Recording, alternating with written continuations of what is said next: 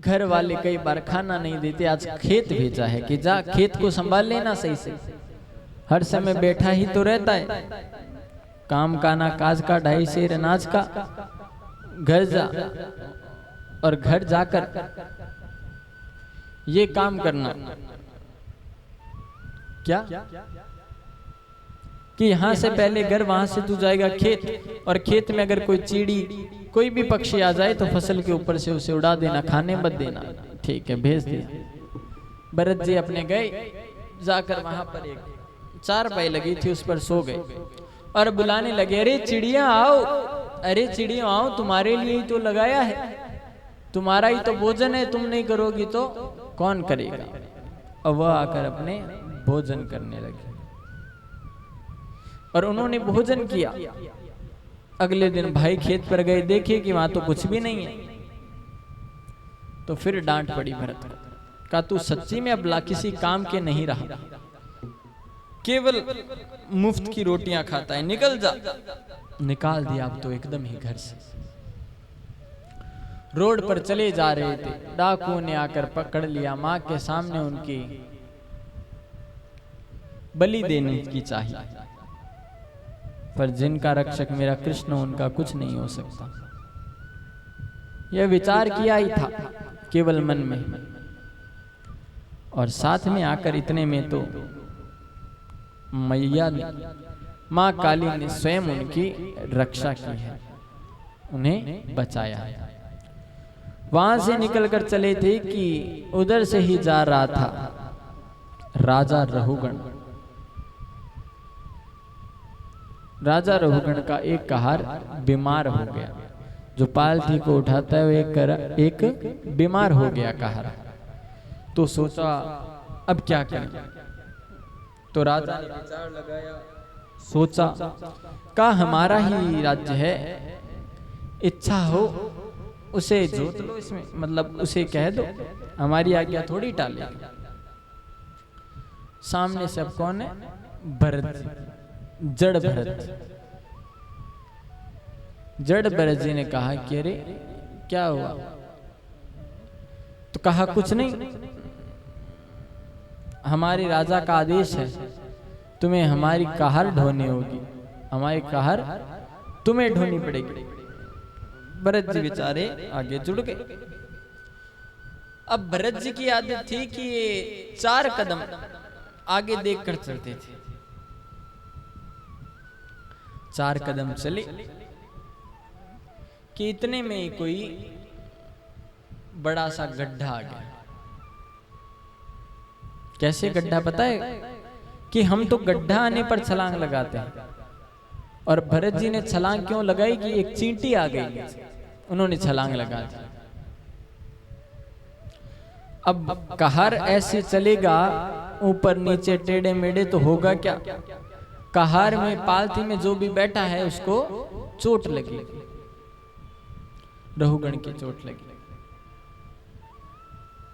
तो खोला दरवाजा और कहा ध्यान से चलाओ, पर्दा हटाया और कहा ध्यान से चलाओ, फिर चलने लगे।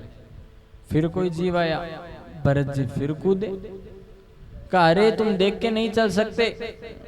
तो सिपाहियों ने कहा हम तो सही चल रहे हैं, ये जो नया वाला आया है ना ये सही नहीं चल रहा, कभी इधर जाता है कभी उधर जाता है, कभी कुछ करता है कभी कुछ।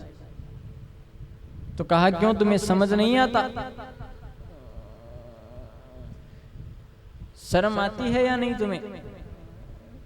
फिर चले, फिर कूदे भरत जी। अब रहुगण का पारा हाई हो गया, कहा मानोगे या नहीं तुम, इतने मोटे तगड़े हो रखे हो, कुछ बात समझ नहीं आती। जड़ भरत ने सोचा कि अगर मैंने आज इन्हें कुछ न कहा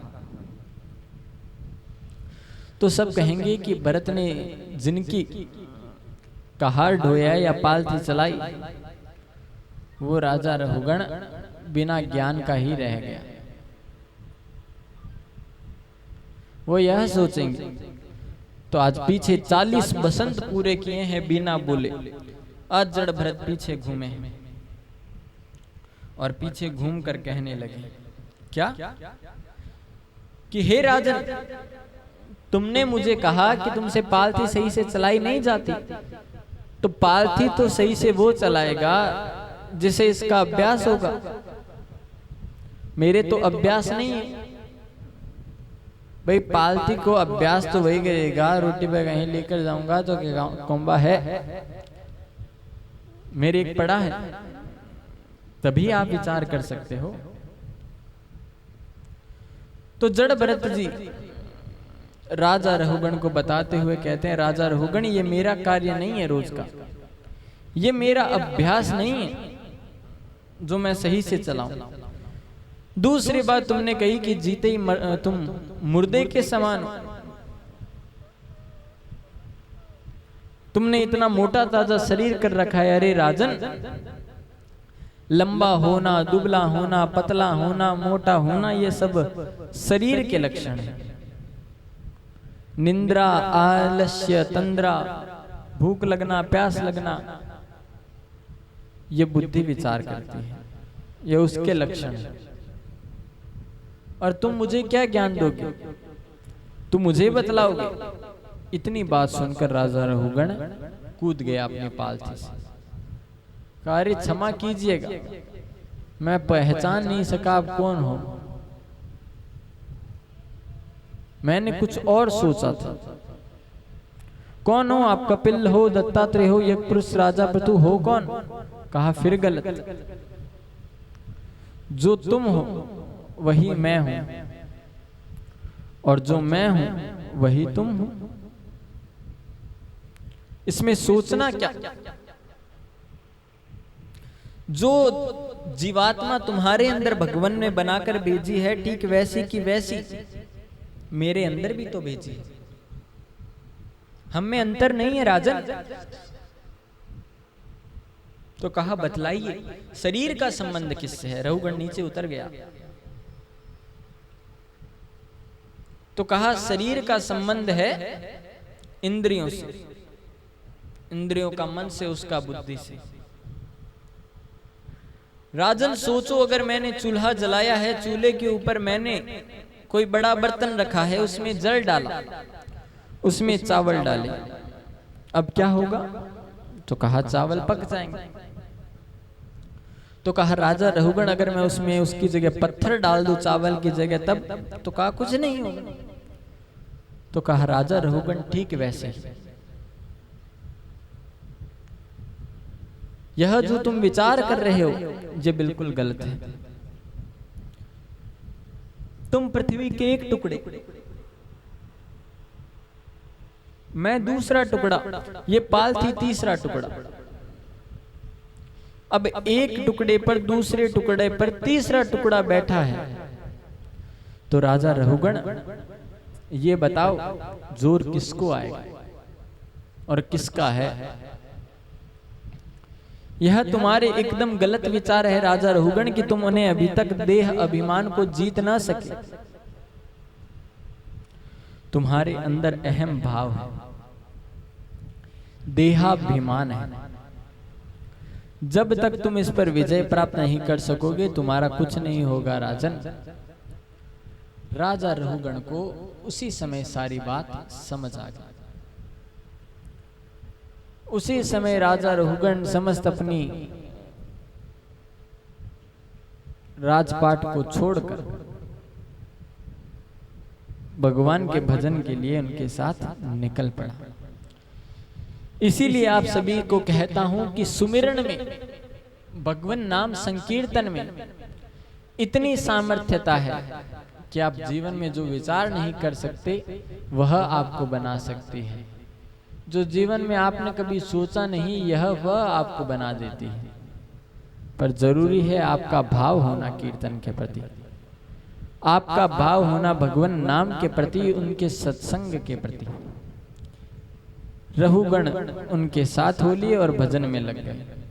आइए हम भी कुछ क्षण भगवान नाम का संकीर्तन करेंगे, भगवान नाम का जाप करेंगे, फिर पुनः बात करेंगे। जय श्री कृष्ण। आइए मिलकर भगवान का हम सभी सुमिरन करते हैं करतल ध्वनि से, और आप सभी भी गाकर भगवान के नाम का संकीर्तन करेंगे।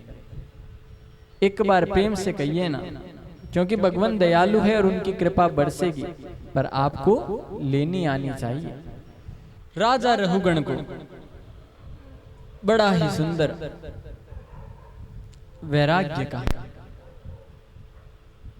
उपदेश दिया है। ज्ञान की प्राप्ति कैसे हो यह बतलाया है। सुंदर ज्ञान की वार्ता को जाना है। जड़ भरत जी ने 3 जन्म लिए और वर्णन आता है कि उनको सब कुछ याद था तीनों जन्म का, और सुंदर शिक्षा से बतला दिया कि शरीर का संबंध सीधा सीधा इंद्रियों से है, मन से, और उसका बुद्धि से। बुद्धि शुद्ध है, विचार अच्छे हैं, तो हम हर काम में सीधे सीधे सफल है। पर पहले ही हमने विचार बुरे कर लिए, नियत खराब कर ली, काम नहीं होगा। क्योंकि निर्मल मन जन सो मोहि भावा, मोहि कपट छल छिद्र ना भावा। निर्मल मन है तो परमात्मा उसमें आएंगे। अगर काम बैठा रखा है, क्रोध बैठा रखा है, वहां राम नहीं आता, वहां कृष्ण नहीं आते। जहां काम तहां राम नहीं, और जहां राम तहां नहीं काम। अगर भगवान को पहले बैठा लिया तो काम क्रोध नहीं आएंगे, और पहले काम क्रोध को बैठा लिया तो भगवान नहीं आएंगे। अब आपके हाथ में है कि आप किसे बिठाना चाहते हैं। प्रेम से कहिए ना, जय श्री कृष्ण।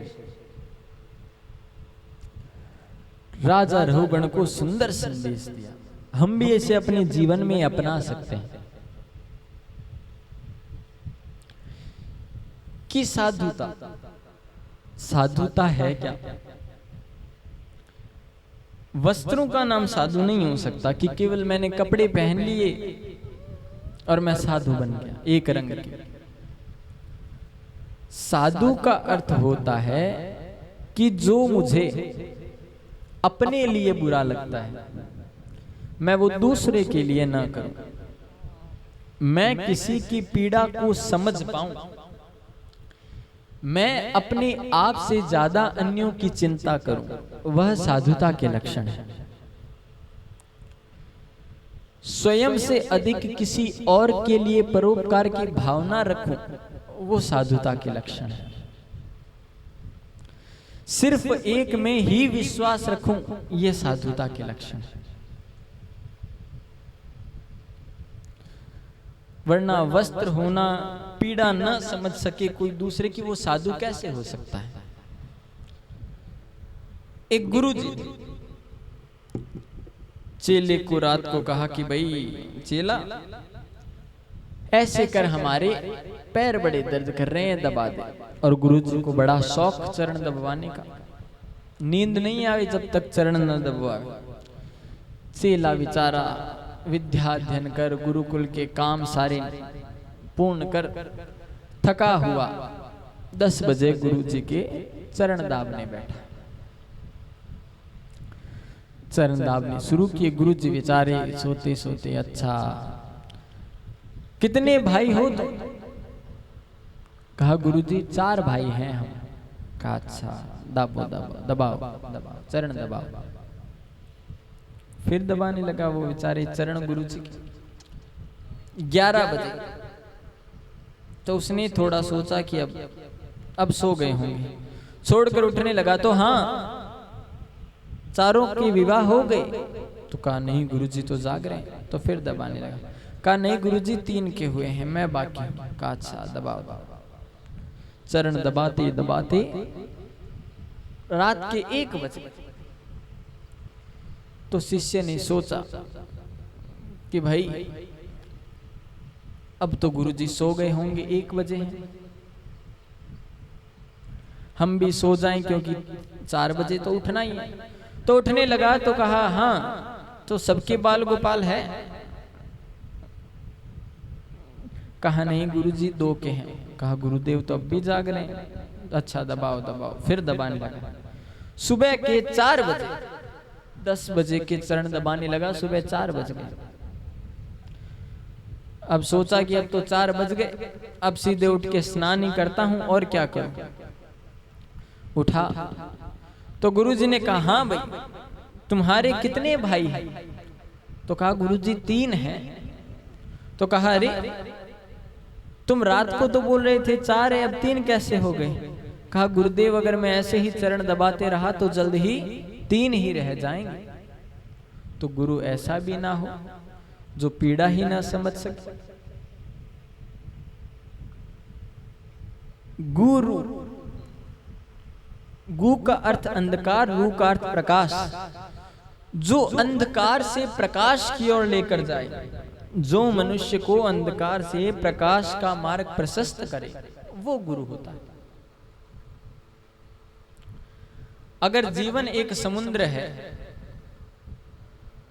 मनुष्य अपने कर्म रूपी नाव के साथ उसमें आगे बढ़ रहा है, तो जब तक गुरु नाम की मल्लाही अर्थात जिससे जल को दूर किया जाता है, जब तक वह नहीं मिलेंगे वो उस जलाशय को, समुद्र को पार नहीं कर पाएगा। इसलिए गुरु का होना बहुत जरूरी है। गुरु बिना भव निधि तरहि न कोई, जय विरंज शंकर सम। गुरु जीवन में बनाना ही चाहिए, वही आगे के हमारे मार्गों को प्रशस्त करते हैं और कल्याण का भाव हमारे जीवन में गुरु ही लाता है। एक बार प्रेम से कहिए ना, जय श्री कृष्ण। क्योंकि गुरु ही हमें शिक्षा देते हैं कि हम भगवान का नाम लेवें, सत्य का संग करें, सत्संग करें, तब हमारा कल्याण संभव है। पर गुरु का नाम, गुरु कृपा करते हैं तब भगवान का नाम ले पाते हैं। और भगवान का नाम हमने जिस परिस्थिति स्थिति जो हमारी हुई है, बुरी खराब, चाहे हमने अपनी वजह से ही की है, पर भगवान का अगर नाम ले लिया तो हमें कल्याण होने से कोई रोक नहीं सकता। प्रेम से कहिए ना, जय श्री कृष्ण। इससे कथा याद आ गई परीक्षित। सुखदेव मुनि परीक्षित को बतलाते हैं, सूर्य महाराज 88,000 ऋषिगणों कि एक अजामिल नाम का ब्राह्मण था,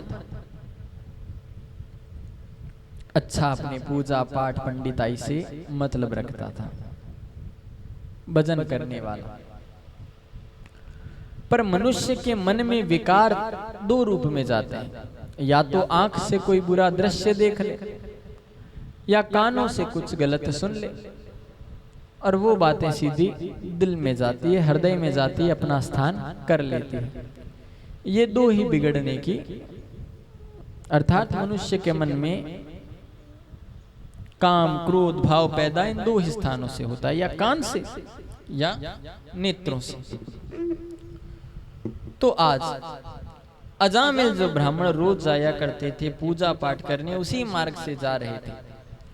उसी मार्ग में एक बगीचे के अंदर उन्होंने एक वैश्या को पुरुष का संग करते हुए देख लिया। नेत्रों के माध्यम से काम भावना जागृत हो गई, काम जागृत हो गया। अब उन्होंने सोचा कि इसे तो हम लेकर आएंगे अब अपने घर पर। सो अगले दिन उससे गए और कहा तुम हमसे विवाह करोगी, बहुत धन है हमारे पास, तुम्हारी हर इच्छा पूर्ण करेंगे। तो वैश्या को तो धन ही चाहिए था। उसने कहा ठीक है, विवाह करके घर आ गई। अब पंडित जी के खर्चे से उसका काम कहाँ चलने वाला, कहती और कमाओ और लाओ। अब पंडित जी पंडिताई में तो इतना कमा नहीं सकते थे, तो धीरे धीरे अजामिल पंडित जो थे उन्होंने चोरी करनी शुरू कर दी, चोरियां करने लगे। और धीरे धीरे चोरी करते करते वह उससे भी जब पूर्ति न होने लगी तो डाका डालने लगे, डाकू बन गए। काली पट्टी बांध कर निकलते, नाम हो गया अजामिल डाकू। एक छोटे से दृश्य ने अजामिल ब्राह्मण, अजामिल पंडित की जिंदगी बदल कर रख दी। नेत्रों से अगर वो दृश्य नहीं देखते तो उनके मन में वो भाव जागृत नहीं होता काम का, पर देखा तो जागृत हो गया। अब अजामिल डाका डाल के रात को लौटते, कईयों को लूट रखा था। तो जब मनुष्य के जीवन में, भगवान के भक्त के जीवन में ऐसे संकट आते हैं तो भगवान उसका हल अवश्य भेजते हैं। आज साधु संतों की कुछ टोली श्री कृष्ण गोविंद हरि मुरारी का कीर्तन करते हुए अजामिल के गांव से निकल रही थी। तो रात्रि का समय हो रहा था। तो संतों ने सोचा कि भाई यहां रुककर भजन कर लिया जाए, मतलब रात्रि को विश्राम हम यहीं कर लेते हैं। ऐसा विचार किया मन में, और यह विचार करके संतों ने एक राहगीर से पूछा कि भाई यहाँ कोई भक्त रहता है जो हमें रात को भोजन भी करा दे और हमारा ध्यान भी रख ले और हमारा थोड़ा मान सम्मान भी कर दे। तो आपको पता ही है, अच्छे होते हैं तो बुरे भी होते हैं। तो वो जो व्यक्ति था वो संतों से चिढ़ रखता था, क्रोध रखता था। कहा बड़े संत बने फिरते हो, तुम्हें मैं बताता हूँ। कहा अरे बिल्कुल सही जगह आए हो, यहाँ भक्त अजामिल रहता है, बहुत बड़ा भक्त है। हो सकेगा वो आपकी पूजा अर्चना के साथ दक्षिणा भी दे के भेजेगा आपको। कहा अच्छा, कहा हाँ, तो कहा इधर से जाइए, घूमते ही उसका घर है। कहा ठीक है। संत गए, दरवाजा खटखटाया, अरे भक्त अजामिल बाहर आओ। इतने में अजामिल की जो पत्नी थी वेश्या वो बाहर आई। कहा देवी भक्त अजामिल को बाहर बुलाओ, हम संत जन आए हैं, आज रात्रि को यहीं विश्राम करेंगे हम, कल सुबह निकल जाएंगे। तो तुम भक्त अजामिल को थोड़ा बोल दो। तो उसने कहा बाबा आपको गलत कहा है। पहली बात तो मेरा ऐसा दुर्भाग्य है कि मैं आपको भोजन के लिए पूछ भी नहीं सकता, और दूसरा मेरे पति कोई भक्त अजामिल नहीं है, वो डाकू है यहाँ के बहुत बड़े। तो कहा ठीक है देवी कोई बात नहीं। चलने को हुए इतने में उस वैश्या ने बोला कि बाबा मेरी माँ ने मुझे कहा था कि साधुओं से झूठ मत बोलना। मैं वैश्या हूँ, मैं आपको भोजन तो करवा नहीं सकती, पर हाँ सूखी सामग्री दे देती हूँ, आप भोग लगाइए और यहाँ पर सामने आराम से पाइए पेड़ के नीचे। साधुओं ने कहा ठीक है। अपने आराम से बैठ के भोजन बनाया, भोग बनाया, भगवान को भोग लगाया, और जैसे ही पाए तो उस जो उनके सभी जा रहे थे साधु संत मिलकर, उनमें जो महंत जी थे, उन्होंने जैसे ही भोजन पाया सो उनकी आंख से आंसू निकल गए। शिष्यों ने पूछा गुरुदेव आंसू क्यों निकल रहे हैं आपके? तो कहा मैंने इसका भोजन कर लिया है, अब अगर इसको मैं सही मार्ग पर न ला सका तो मेरे साधु होने का क्या औचित्य। रात्रि को अजामिल डाका और डालकर लौटता है। साधु महात्मा तो अपने सुबह 4 बजे तक स्नान और करके जाने के लिए तैयार हो चुके थे। आते ही देखा, अरे कहा अरे तुम कौन हो, यहाँ क्या कर रहे हो बैठे? इतने में पत्नी आई। कहा अरे चुप रहिए, हमने इन्हें रखा है यहाँ पर। पत्नी से थोड़ा दबता था। अच्छा देवी तुमने रखा है, 2-4 दिन और रख लो, कोई बात नहीं, बैठिए महात्मा जी। कहा नहीं नहीं हम बैठ लिए, रात्रि को विश्राम कर लिया, अब चलते हैं। तो कहा जाइए। कहा अरे पता नहीं साधु महात्मा जब जाते हैं तो उन्हें दक्षिणा दी जाती है। तो कहा आप छोड़ दो ये दक्षिणा की बात, ये आपके तंबू, ये आप लोटा, ये आपका डंडा यहाँ पर छोड़ के चलते बनिए, दक्षिणा और चाहिए। कहा अरे दक्षिणा में हमें धन नहीं चाहिए, क्रोधित मत हो, तुमसे धन नहीं मांग रहे हम दक्षिणा में। तो कहा तब ठीक है, और क्या चाहिए? कहा देखो तुम्हारे पहले से संतानें हैं और अब तुम्हारी पत्नी गर्भवती है, तो जो तुम्हारी पत्नी के अब संतान होए, अब जो भी संतान हो उसका नाम नारायण रख देना। कहा कोई बड़ी बात नहीं है, नारायण ही तो रखना है नाम, रख दूंगा, ठीक है। साधु महात्माओं ने अपना काम कर दिया। अब जैसे ही साधु महात्मा गए, समय व्यतीत हुआ, घर में संतान ने जन्म लिया, तो याद आ गया कि नाम नारायण रखना है। सो ही बच्चे का नाम रख दिया नारायण। नारायण का मतलब होता है शब्द का, जिस नर ने,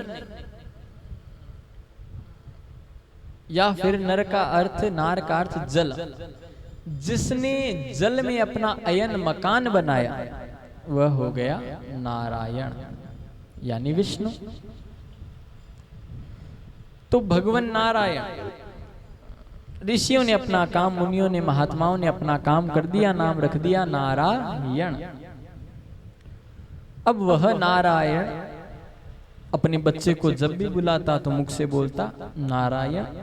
अरे नारायण भोजन किया तुमने पुत्र, अरे नारायण स्नान कर लिया, नारायण चलो घुड़सवारी करते हैं, नारायण चलो खेलते हैं, नारायण चलो ये, नारायण मतलब दिन भर केवल नारायण ही नारायण।